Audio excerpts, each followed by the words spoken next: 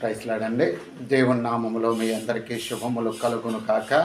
ప్రార్థన చేసుకొని జీవము కలిగిన వాక్యాన్ని ధ్యానం చేద్దామండి. మహాపరిశుద్ధుడైన ప్రేమ కలిగిన తండ్రి యేసయ్యా, ఉదయకాలం వేళ మీ పాదాల చెంత చేరి ఎలుగెత్తి స్తుతించి కీర్తించి మహిమపరిచి ఘనపరిచి మీ యొక్క వాక్యం ధ్యానం చేసుకోబోతుండగా ప్రభువా, వాక్యమై ఉన్న దేవ మీరు నాతో మాతో అందరితో మాట్లాడి ముచ్చటించి మీరే మహిమ ఘనత ప్రభువాలు పొందుకున్న ఆయన. మీరు మాట్లాడితే మేము జీవిస్తాం ప్రభువా. మా జీవం కలిగిన మాటలు మీ యొద్ద ఉన్నాయి కాబట్టి ఆయన మాతో మాట్లాడి ముచ్చటించి మీరే మహిమ ఘనత ప్రభువాలు పొందుకోమని వేడుకుంటూ నజరేడైన క్రీస్తు నామములో వేడుకుంటున్నాం తండ్రి, ఆమేన్. అందరికి వందనాలండి. ఈరోజు ఆగస్టు 7వ తేదీ కాబట్టి 7వ సామెత చదువుకుందామండి. 1-2 వచనాల వరకు చదువుకుందామండి. ఇక్కడ మొదటి వచనము, నా కుమారుడా నా మాటలను మనస్సును ఉంచుకొనుము, నా ఆజ్ఞలను నీ యొద్ద దాచిపెట్టుకొనుము.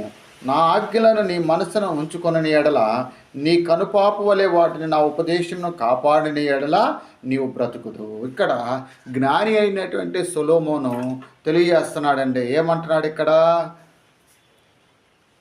నా కుమారుడా నా మాటలను మనస్సును ఉంచుకొనము, నా ఆజ్ఞలను నీ యొద్ద దాచిపెట్టుకొనము. ఏమంటున్నాడండి ఇక్కడ? నా కుమారుడా నా మాటలని మనసును ఉంచుకొనము, నా ఆజ్ఞలను నీ యొద్ద దాచిపెట్టుకొనము. నా ఆజ్ఞలను నువ్వు మనసును ఉంచుకొని ఎడల నీ కనుపాప వలె నా ఉపదేశమును కాపాడిన ఎడల నీవు బ్రతుకుదు అంటున్నాడు. కాబట్టి ఇంకా కూడా ఏమంటున్నాడు? నీ వ్రేళ్లకు వాటిని కట్టుకొనము, నీ హృదయమును పలక మీద వాటిని రాసుకొనము. ఇంకా కూడా ఏమంటున్నాడండి? నీ వ్రేళ్లకు వాటిని కట్టుకోను, నీ హృదయాన్ని పలక మీద వాటిని రాసుకొనమంటున్నాడు. కాబట్టి మనము ఆయన ఇచ్చిన ఆజ్ఞలు శాసనాలు కట్టడాలు అనుసరించి నడుచుకుంటే మనము జీవించేవారుగా ఉంటాము అంటున్నాడు. కాబట్టి మనం ఆయన ఇచ్చిన ఆజ్ఞలు శాసనాలు అనుసరించి నడుచుకునేవారుగా ఉంటే ఆ జీవం కలిగిన దేవుడు ఆ బహురెట్లుగా మనలను ఆశీర్వదించే దేవుడుగా, కాపాడే దేవుడుగా ఉన్నాడు.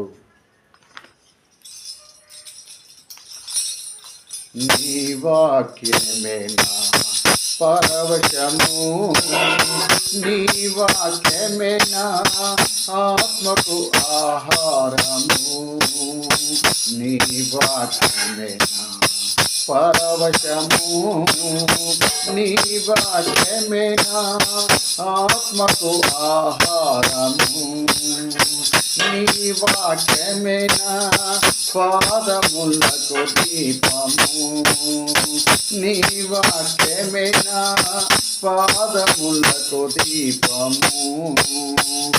నా స్తుతి పాత్రుడా